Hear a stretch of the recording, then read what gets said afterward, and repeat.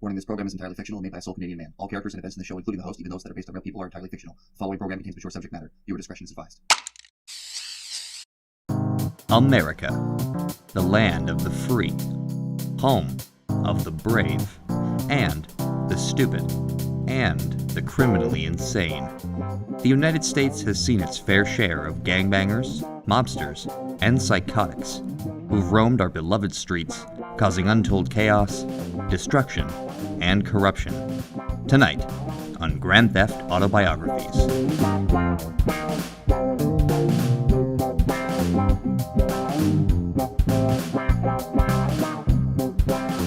Innocence, lust, and revenge. We'll take a look at the story of life on the streets of one of America's most dangerous cities, ironically bearing a name of freedom, and see how one gutsy, naive youth managed to survive in the asphalt jungle. We will examine a low-level crook who sought to escape the toxic city that made him a man of the underworld. A young man who would prove himself to some of the most notorious criminals in Liberty City and eventually outsmart them all. Mike.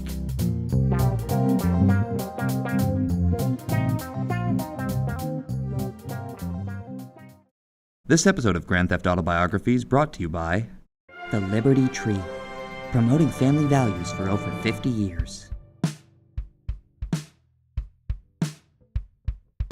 The Red Light District, Liberty City.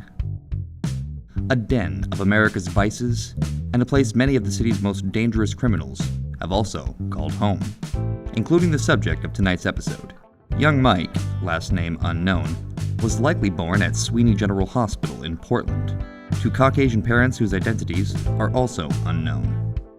What is known is that Mike took to crime at a very young age, and at some point was taken in by mafia man Vinnie, last name also unknown, with whom Mike would begin a business relationship, and by proxy, attain a respectable standing with the Liberty City mobs.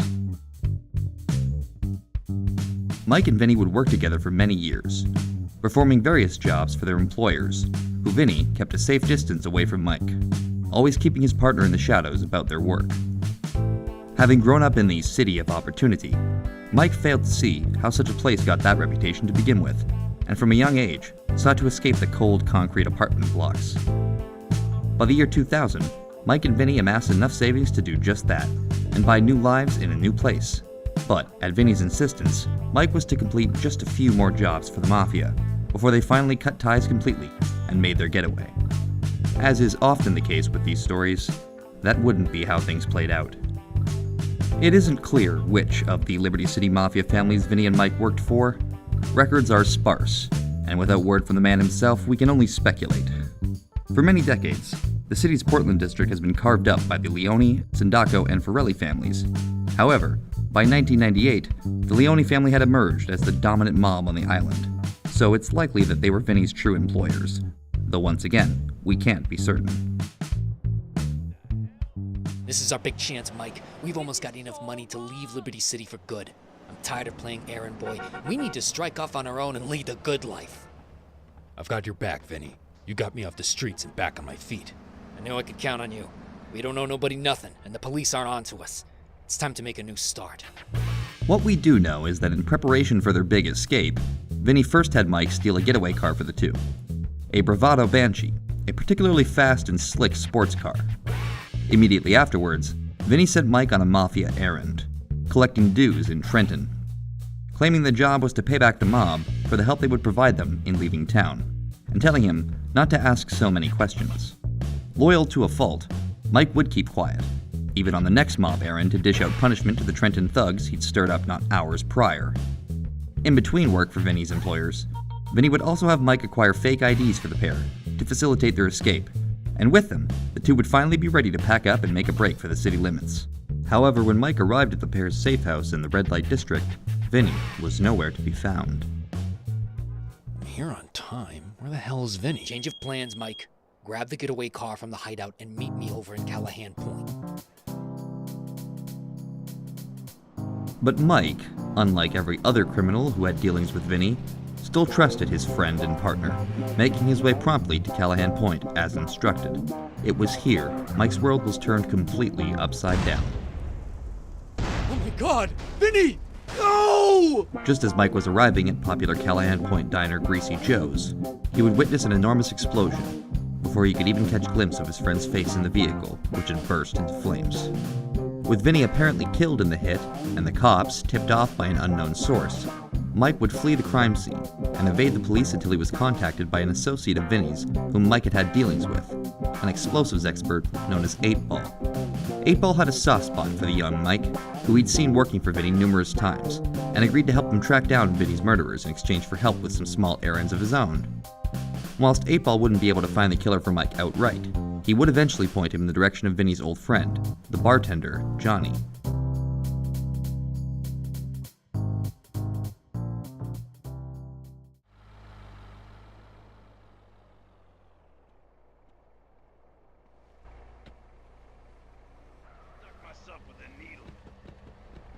Shit, not the homecoming party I wanted.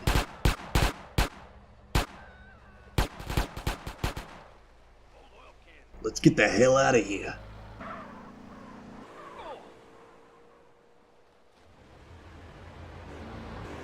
Nice job, you lost him. Take me back to the bar.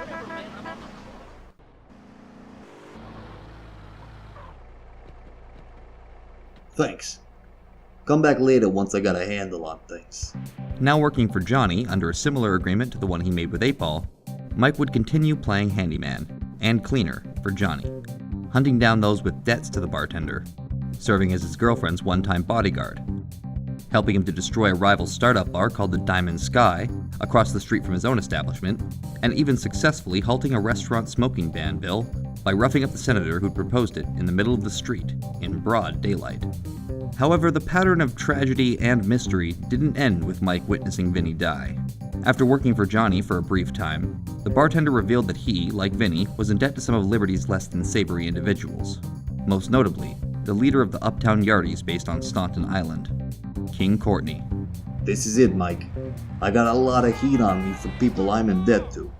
I need to drum up some money fast. This guy Freddy, he's been playing me for a fool with marked cards. Make an example of him. Bring back his loot. Tell me more about who's on to you and what this is about. Let's just say I owe King Courtney over on Staunton Island several grand for party favors. His yardies have been hounding me recently. During a job to help Jonnie scrounge together enough cash to pay Courtney back, Mike would return to the bar and find Jonnie completely massacred. Arriving just moments after the shooter, Mike would hear the presumed killer's vehicle peel away and attempt to pursue it all the way to Staunton Island.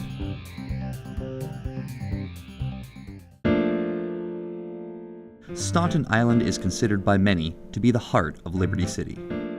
Its bustling shopping districts, scenic parks, and towering office blocks serve as the idealized urban American landscape. Under the hood, however, Staunton is just as brutally dominated by crime, violence, and gang warfare as any other part of the city, perhaps even more so. It is thought that it was here, at the docks of eastern Staunton, that Mike caught up with and confronted the Yardies, coming face to face with King Courtney himself. Tell me why I don't just shoot you now. You're the guy who took out a friend of mine, the bartender. I tracked you here all the way from fucking Portland. Easy, man. Don't go spreading accusations at King Courtney when you don't know the deal. Yes, it was my men who went to the bartender's spot to collect some money owed to me, but they are no murderers. When they got there, they found the man dead and came back here. Rest easy, man, and tell me who you are. The name's Mike. Now tell me more so I can believe you. I want to find the bastards as much as you do. Whatever money the bartender had was stolen. That's my money and I want it back. Do some favors for me and I'll help you track down the murderer. I have a prime opportunity for you. My normal driver had a bullet hole in his head just before the most important race of the season. Man, it's against Yakuza. The driver's a bit crazy and might try to ram you. The race happens on the walk to work day, so there won't be much traffic around. If you do well, we'll shut down the city and let you drive a real Formula 1 racing car. Formula 1 race. Not what I expected. But hey, maybe I'll get one of those babes to sit on my hood afterwards. Recruited once again into working for someone who claimed they would look into Vinnie's murder, Mike would begin doing jobs for the Yardies, mostly related to their dispute with the Colombian cartel, at the time led by a man named Cisco. He would participate in a race for the Yardies against the Yakuza and win, steal cans of Colombian coffee off couriers moving through the city, ambush a meeting between the cartel's lieutenants, and finally, confront Cisco himself at a restaurant in Belleville Park. Okay, loco! That King Courtney speaks nothing but lies. What the hell would I want with this bartender or partner of yours? My partner Vinnie had a lot of money on him. That would make him a valuable target.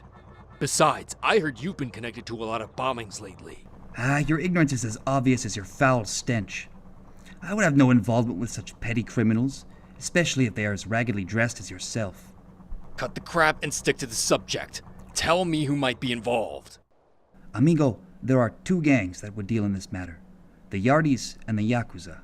But first, let me tend to my wounds and change to my evening clothes, before dealing in more pleasantries with you.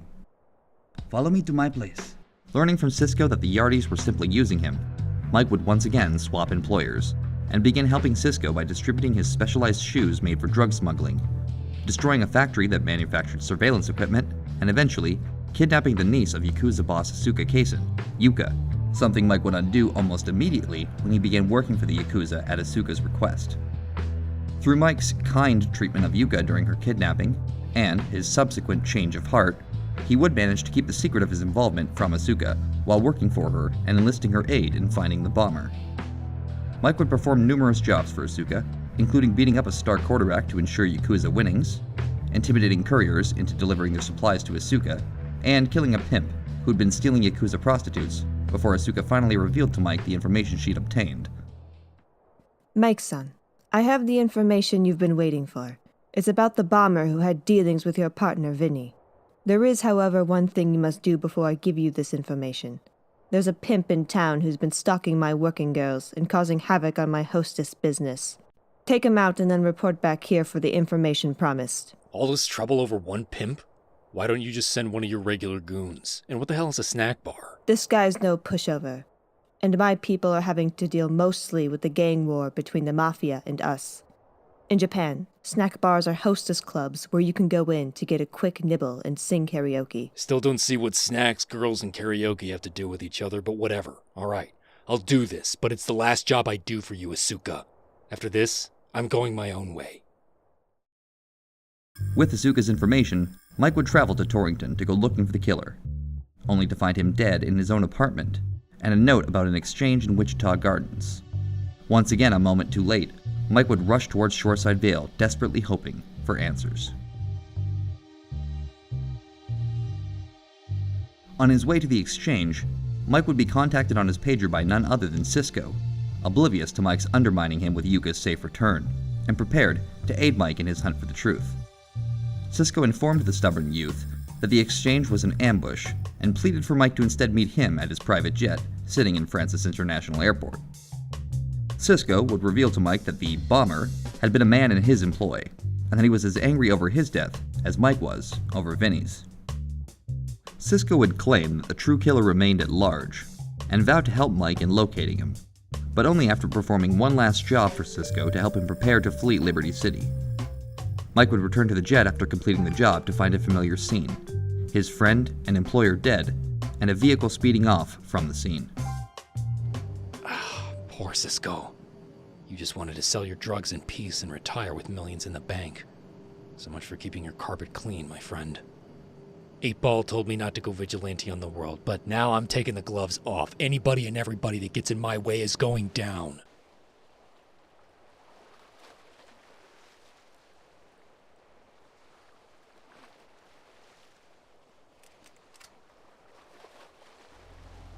Damn, that car's getting away. I'd better track it down. Whoever's behind this has a lot to answer for. But this time, Mike was prepared, and managed to make chase and run the killer's vehicle right off the road, finally revealing the truth.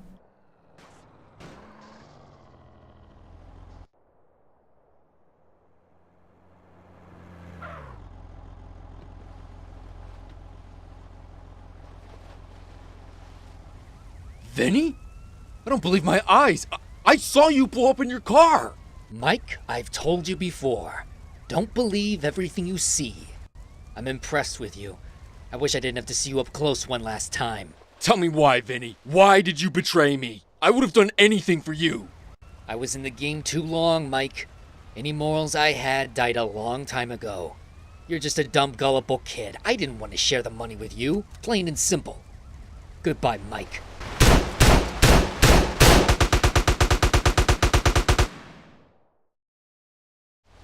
Mike, let's talk about this. I'll split the money with you, please. You know you don't have the heart to take me out. That's where you're wrong, Vinnie. I'm not that kid you remember me as. I've had to do so many despicable things trying to track down your killer that I've become like you, Vinnie. Like you. Mike, don't do this. You take me out, and every two-bit thug with an eye for quick cash will come after you. You think you can get away with my money? You'll be dead before you reach the city limits. I'll take your money and your life now, scum. You're nothing to me. Goodbye, Vinnie.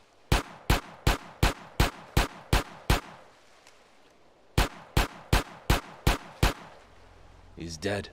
The only friend I thought I could count on in this godforsaken city. You betrayed me, Vinnie, and I will never forgive you for that. With Vinnie dead, he also became a prophet when, just as he'd warned Mike, nearly every gang in the city began to descend on the young criminal, whose options were now vanishingly small. Mike would devise a ruthless plan to one-man army his way to safety by first eliminating all of his enemies, and then fleeing the country altogether with Cisco's jet at the airport. Mike would meet up once again with one of his few remaining friends, 8-Ball, but the meeting quickly turned into an ambush by the cartel, who thought Mike responsible for Cisco's death. During the fighting, 8-Ball's hands were badly damaged by a fire, and he was later arrested after Mike fled the scene to pursue the new cartel boss responsible for the attack. After running the boss off the road and threatening his life, Mike would learn that the Yardies were the ones who really wanted him dead, King Courtney in particular. And so, Mike would begin planning the takedown of his final rival before making an attempt at escape. Mike's son, it's good to see you. You've made quite a few enemies since last we met, and there's one in particular I'd like to help you with. King Courtney is pushing his gang into my area and I want him eliminated. I'm prepared to assist you. I need to know where King Courtney's hiding out, and how many men he has. He's in a walled compound northwest of here off the highway. A frontal assault would be suicide, but my sources say there be another way in. I'll send a few men to assist you in the assault. You're not doing this because you love me, are you? My dear Mike-san, what happens between the sheets and in the real world are two different matters. In both cases, you are a means to an end. Goodbye, Mike-san. Life's been no bed of roses for me, but I thought we had something special. I was just a fool, though. This really is goodbye. Sayonara, Asuka. With the aid of the Yakuza, Mike would storm Courtney's compound, and an enormous firefight would ensue. Mike would come just shy of killing King Courtney before the LCPD and National Guard began raiding the building, forcing both men to flee. It's time, man. Prepare to meet your maker. I'm putting you down for good.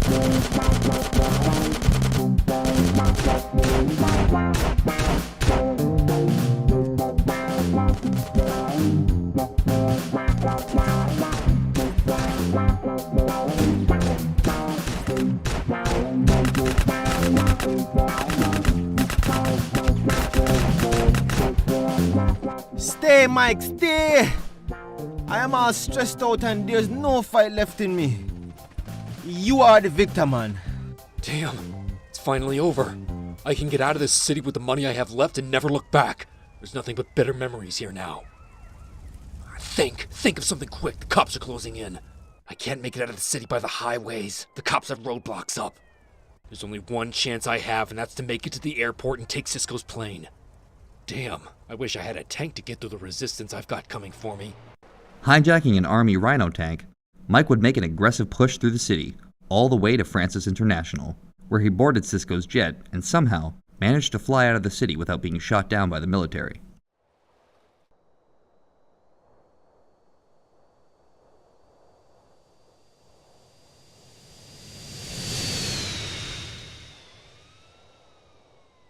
It's speculated that Mike eventually settled in Colombia of all places, living a comfortable life with the money he'd earned, finding his freedom in Liberty City.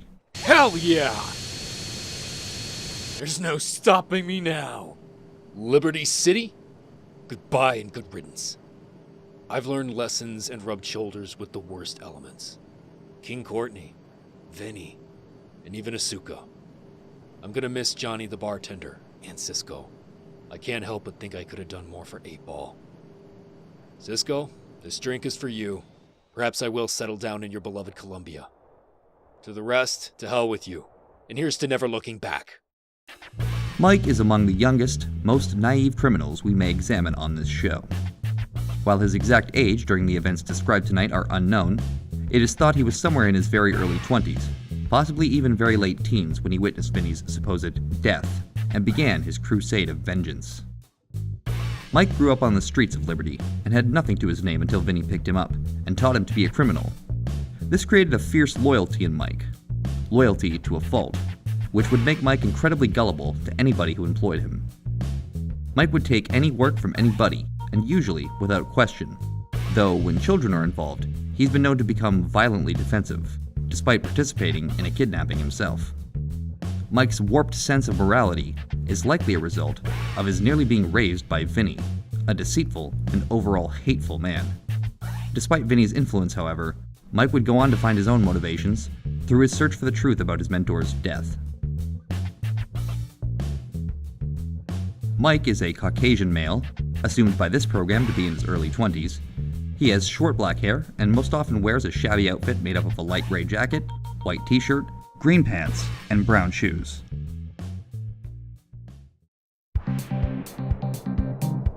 Despite his often ruthless demeanor, Mike has without a doubt the lowest death toll of any individual we have yet examined on this program. That being said, compared to you or I, he is still an absolute madman, responsible for numerous people's departing of this earth forever. Let's take a look at this determined young killer's own crimes, and you can decide for yourself how he stacks up against previous subjects on this show. If you haven't yet seen our other episodes, you can find a link to the playlist in the description down below. Now, let's have a look. Killing Federico. Stealing a Banshee. Delivering 3 briefcases full of money to the Mafia. Killing 3 criminals. Collecting fake IDs from 8-Ball. Stealing Vinnie's car with his corpse for 8-Ball. Driving 3 of 8-Ball's prostitutes. Delivering 8-Ball's explosives to his customer. Killing some of Scarelli's men and stealing his car for 8-Ball. Killing the men threatening Jonnie. Killing 4 criminals for not paying their debts to Jonnie. Collecting 5 mysterious and possibly illegal ingredients for Jonnie's brew. Using a car rigged with a bomb to destroy the Diamond Sky Bar. Stealing a rocket launcher and killing the smugglers guarding it. Beating a senator trying to ban smoking in bars. Collecting Freddy's debt to Jonnie. Taking part in an illegal street race on Portland. Taking part in an illegal street race on Staunton Island. Taking part in an illegal street race on Shoreside Vale. Collecting several cans of coffee from the Colombian cartel for King Courtney. Ambushing a meeting between 2 cartel lieutenants and killing them. Assaulting Cisco. Delivering Cisco's shoes designed to hide drugs from metal detectors to his shops. The destruction of a surveillance equipment factory. Kidnapping Yuka for Cisco. Killing several members of the Colombian cartel in order to rescue Yuka. Torching a casino. Killing a corrupt police officer. Assaulting a Vice City Mamba's quarterback and injuring him with a baseball bat. Assaulting Biff Rock, killing his guards, and stealing his shoes for Asuka Kasen. Convincing 3 truck drivers to deliver their supplies to Asuka by beating one of them, threatening another, and killing the last. Kidnapping Mafia members for Asuka's sex slave operation. Killing a pimp and his bodyguards, and escaping from the Mafia and the LCPD. Killing Zox and his men. Chasing and killing Vinnie and his guards. Killing numerous Colombian cartel members that ambush him and 8-Ball. Damaging the new cartel boss's car, and beating him for information on who else is after him. Killing 10 yardies. Assaulting King Courtney's warehouse and killing all his guards. Escaping from the LCPD by fleeing Liberty City aboard Cisco's private jet.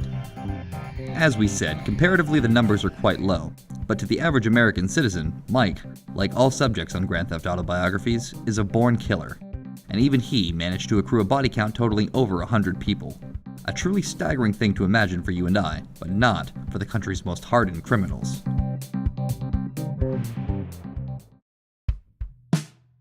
Liberty City. Some say a place of sin, some say of virtue.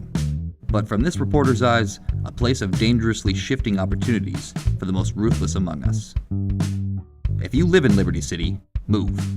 If you don't, well, consider yourself a little bit luckier than you thought you were this morning. For the next episode, we return once more to the metal spires of America's corporate heart for another tale of loyalty and betrayal. Stay vigilant, America. You never know where the next terrorist might arise. He could be hiding behind your couch as we speak. Until next time, I'm your host, Guinness Walker, and this has been Grand Theft Auto Biographies.